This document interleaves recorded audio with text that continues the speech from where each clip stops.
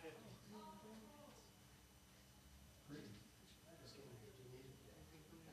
I mean, you kind of do all good picture though. I know we really don't. That's when that game. So. Yeah, that's Our great. team's really good. There's a box for it. Yeah, this is what?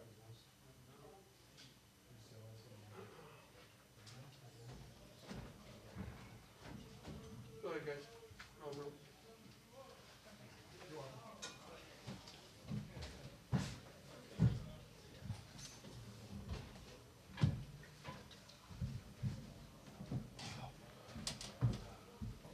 There's Aidan.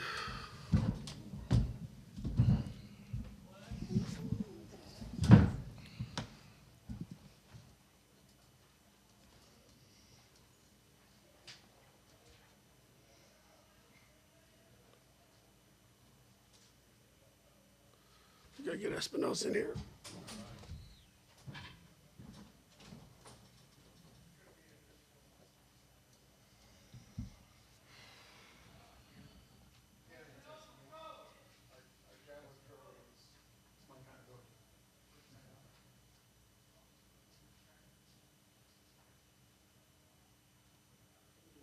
I'm getting mad at the player that's late to the press conference.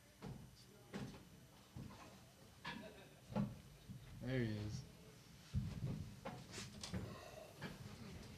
John, if you'd like to start with an opening statement. You know, just really proud of our guys again. You know, early wake up, early morning. You know, and I thought we responded pretty well. I thought CJ came out and threw the ball well. You got to really tip your hat to Ian May. Started yesterday's game, came back out of the bullpen today, and Reese's threw yesterday, Souza threw yesterday, and I thought they really came back and did a nice job. And you know, we just had some key hits down the stretch, and we, you know, outlasted them a little bit, kind of back and forth game. And at the end of the day, I thought, you know, the big three spot, obviously in the eighth inning, was a difference, and it was a pretty well played game. I thought we played good defense, and we pitched much better than we did yesterday, and we certainly had some big hits. Questions for the players? So obviously close games for you guys both yesterday and today. Can you talk about the team's ability to play from behind and then just keep competitive in these close tournament games? Yeah, I think we've always kind of had the mentality of outlasting guys. That's something that we preach a lot. Like Coach mentioned, I think today was just another example of us outlasting a team. You know, I think we just wanted it more at the end of the day. Winning those 7, 8, 9 innings are really huge for us, and we did what we wanted to do. Yeah. Yeah, like you said, we really preach winning 7, 8, 9 and outlasting other teams, and we just really stuck to our plan today. And then can you guys talk about your mindset going into a game that doesn't, you know, really have an effect on the rest of the tournament and at large bids, and you know how you're able just to keep going? Yeah, I think we talked about it a little bit in our scouting report yesterday, but for us it was just another game. Treating it like any other game, treating it like Saturday's semifinal game, it didn't really make a difference at all. Yeah, like you said, we treat every game the same, and we've played those guys before, and we beat them up pretty bad last time, and we knew that they would want to come out with a little bit of a chip on their shoulder, so we just had to make sure that we took care of business. Can you talk a little bit about the physicality of your infield today? Michigan had a lot of ground balls, and how you guys stayed vigilant throughout. Yeah, I think just staying ready, taking it pitch by pitch is another thing we really preach. You know, we've always been huge on infield. We take a lot of pride as a UCLA infield. But yeah, just keeping it pitch by pitch. Yeah. And then for both of you guys, can you talk about what you saw to take Carey? Obviously a fastball dominant pitcher. What was your approach going into the game against him? We were just pretty much hunting fastballs. We were trying to just lay off of all off speed and just execute hitting the fastball. Yeah, what he said. Same thing. Question for you, John.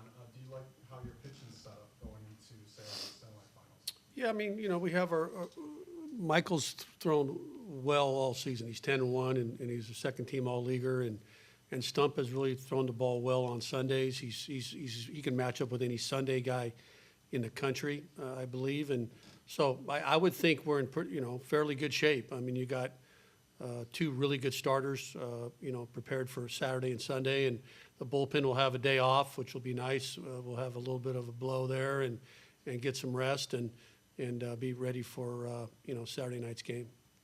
And your thoughts on playing Iowa?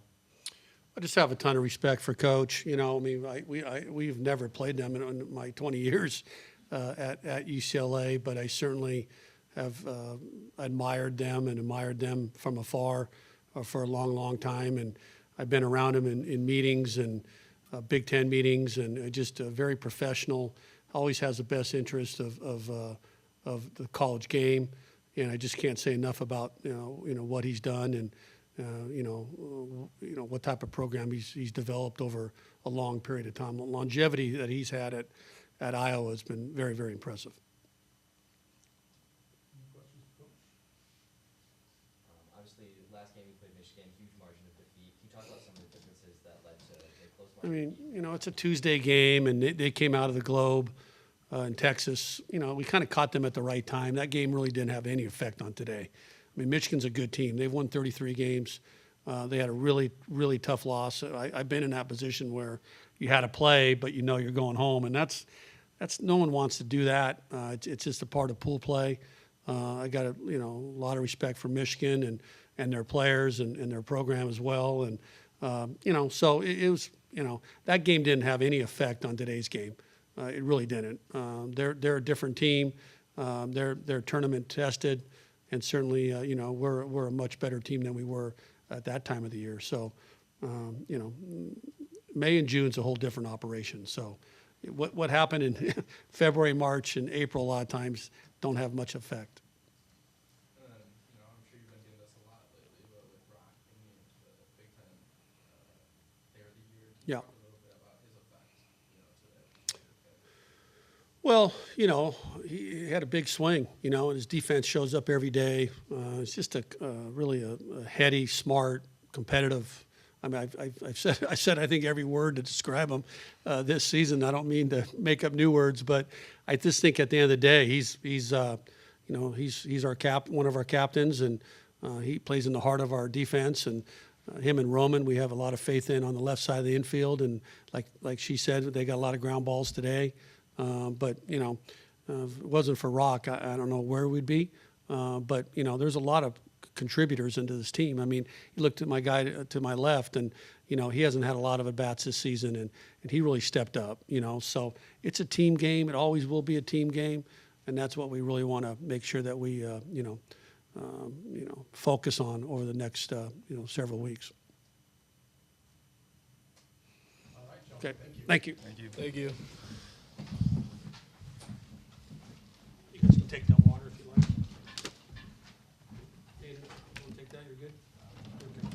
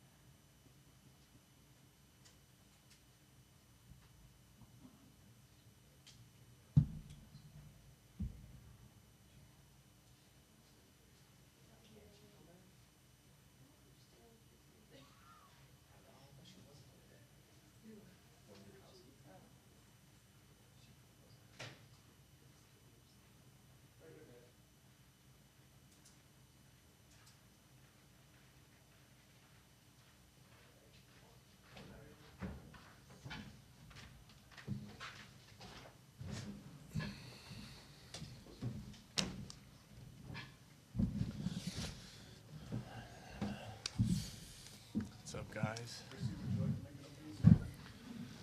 We can roll with questions if you, yeah. Questions for student athletes?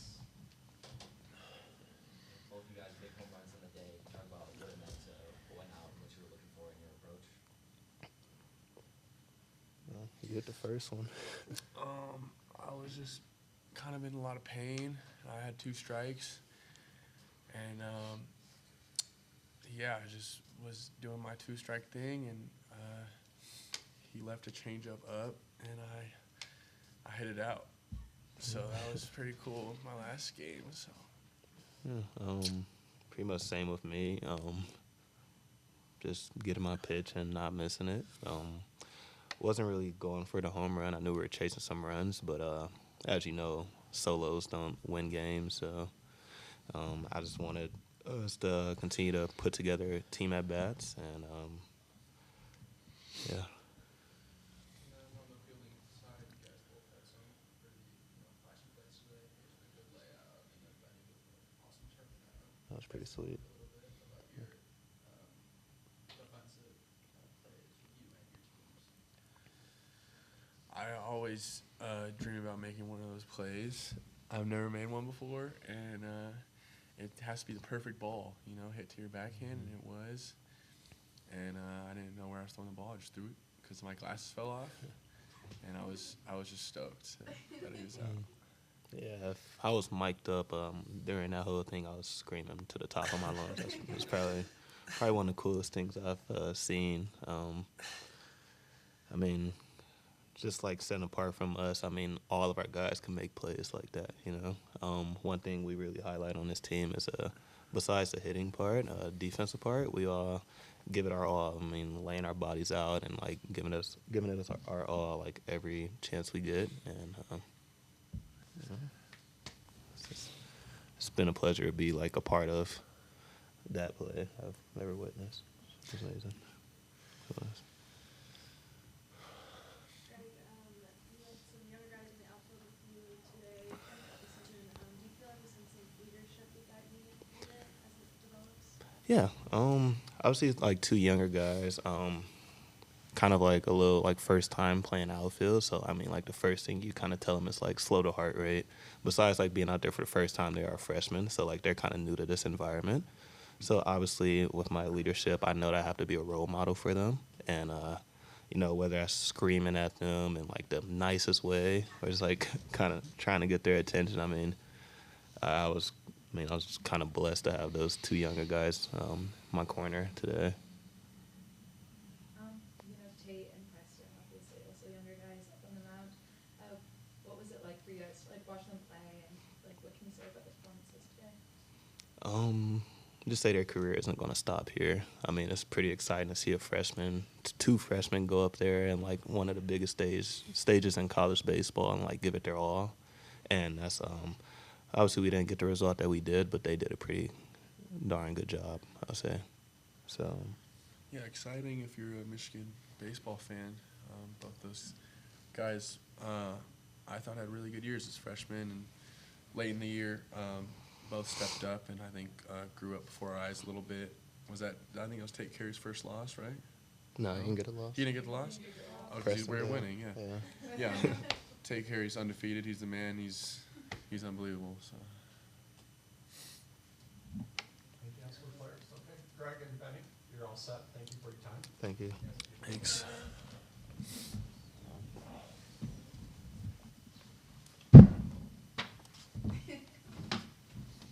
Are we taking this? Yep.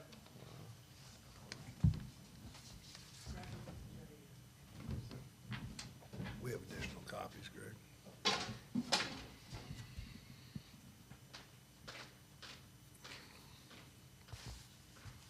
Questions, Coach? Can you talk about the back and forth nature of the game, what the team's mindset was with the comeback, and then all the changes of leads and all that? Good baseball game. I mean, it's a really good team. We played them early in the season, and they handed it to us, pretty significantly. And at that time, I don't think they were ranked. And I just remember when the game was over, I was like, that's a top 25 team. Haven't seen what that should look like. So yeah, I mean, I loved our effort today, the back and forth. They jumped out and got the 3 runs, and we came right back and put together good at bats and got back in it. That was really the message of the team, to the team in general. It's like, I hate saying it, it's been a little bit of an odd, because the format, we're all going through it for the first time, because essentially nothing was riding on the game other than the pride piece of it, and so from a coaching standpoint, because we couldn't advance.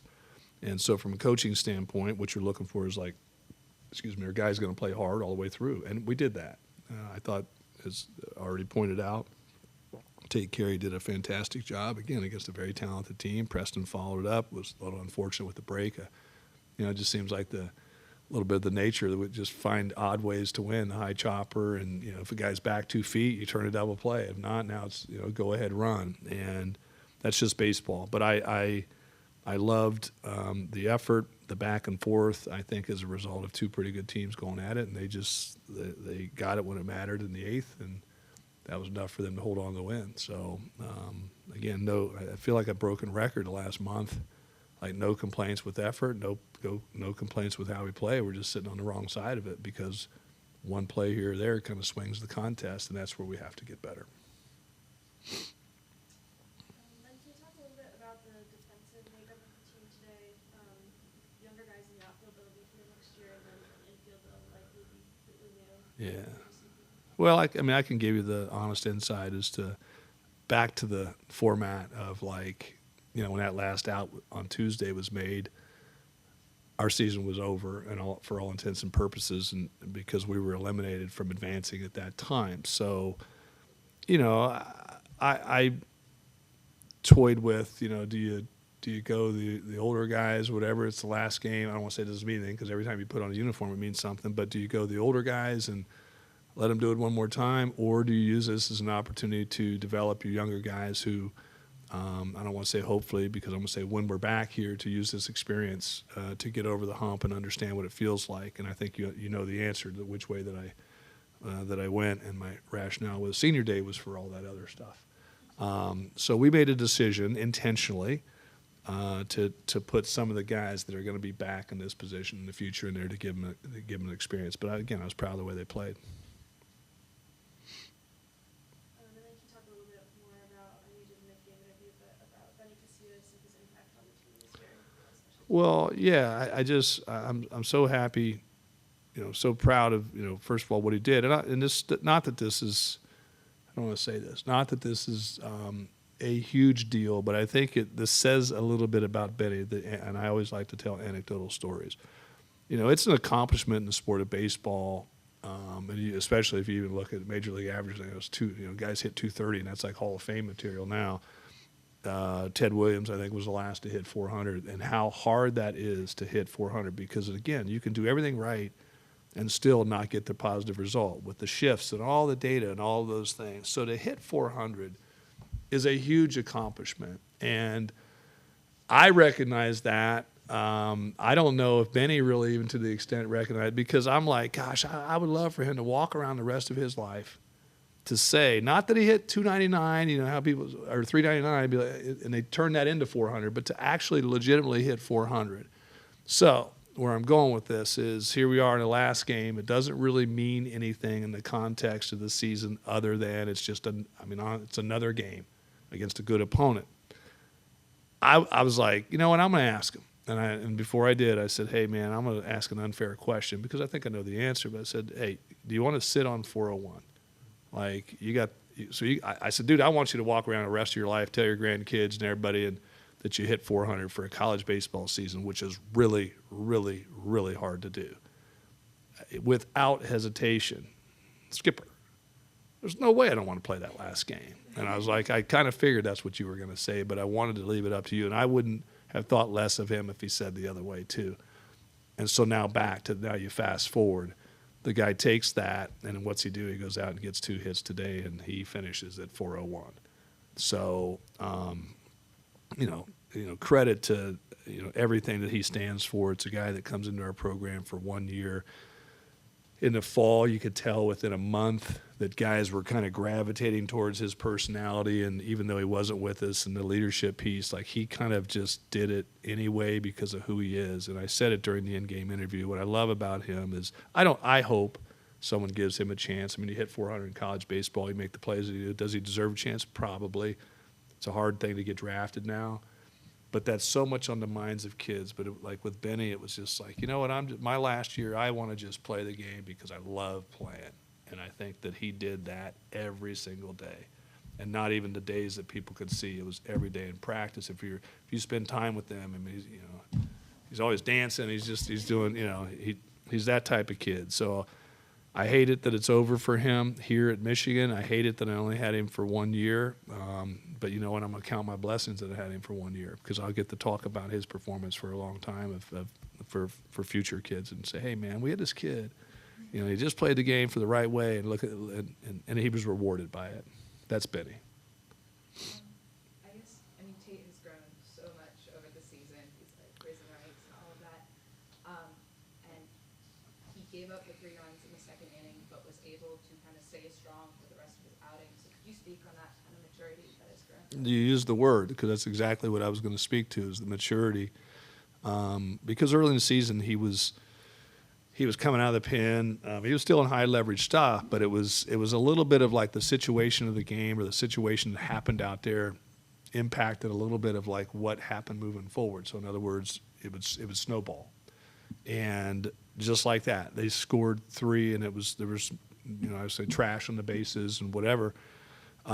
He just kept making his pitches. And I don't know that happens, I know that it doesn't happen early in the season, but the progression of him, the confidence, the growth, to just keep executing pitches, keep your team in there, even though they've scored 3, and give yourself a chance to come back, which we did. And I was disappointed because he was on the verge of doing something really cool, too, at Michigan in the 10-0. But he left the game with a lead because of that maturity and keeping his team in. We ultimately overcame that 3-run deficit, and he did exactly what he was supposed to do again, which give your team a chance to win.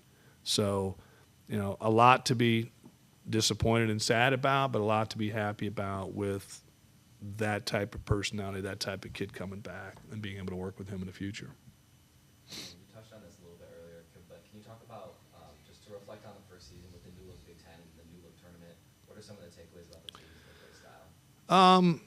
I love the elevation of the league, and what I mean by that is there's some quality teams that certainly joined. I've heard everything on the travel and all of that, and I understand that, but we can't always have everything we want. And when you're adding that quality of opponent, it does nothing but make Big Ten baseball better. You asked me the question, so I'm going to answer it, and I'll answer it publicly. The format, I think, we've talked a lot ad nauseum about this. Is like I think we're close. It's hard, the challenge. I recognize the challenge with the Big Ten of 17 teams and trying to figure out how do you do that, accommodate, all the stuff. But the interesting piece for me, and I know I've talked to other coaches, is how do you get away from that next game, that second game, just being a game, and unfortunately, it's, and you look at the stats on how the highest seed advances, because a lot of times it's going to be, UCLA went out and won both, but a lot of times in the 1-1, it's just hard. So, for example, again, we knew on Tuesday our season's over. So how can we add that competitive piece, that hope of still advancing to make it competitive all the way through? I'm sure when we get together as coaches in September, we're going to talk about, the pros and cons of the format, and do we need to adjust it? Do we need not to? So, but it's a hard challenge. And bottom line is, if you win, you're going to be sitting up here smiling and saying, "I love the format," But I'm not saying that with sour grapes. I kind of recognize that more as the tournament came. It's like, oh man, that's going to create some interesting scenarios. And but I'm sure we'll get it right. We've got good leadership in this conference, and we'll figure it out and do what's best for baseball in the Big Ten. And to go back to Brandon and Aidan really quickly, they came in as infielders, and with all of your bases and shortstop, is there any thought that they are going to move into the infield from that? Well, that is the thought. Yeah, both of those guys, we've said all along, like that's probably the future infield for Michigan, and I say future as in next year. But where are you going to play them this year? You got a shortstop's hitting 400. You got an All-American at the other spot. So, the idea all along, and that's the challenge. And I think they handled it great. They get their work during the midweek, in the middle of the week, and all the ground balls, everything from an infielder. But from a coaching standpoint, you've got to be creative in getting them at bats at this level. And both of them, to their credit, are athletic enough that you can put them out there. And I thought they played a really good, for not playing there, did a really good job in the outfield. So, yeah, I mean, that's our plan, is to certainly move them back to where they initially said yes to Michigan, which was to be infielders. All right, appreciate you guys. Yeah, be careful going home. Yeah, race it.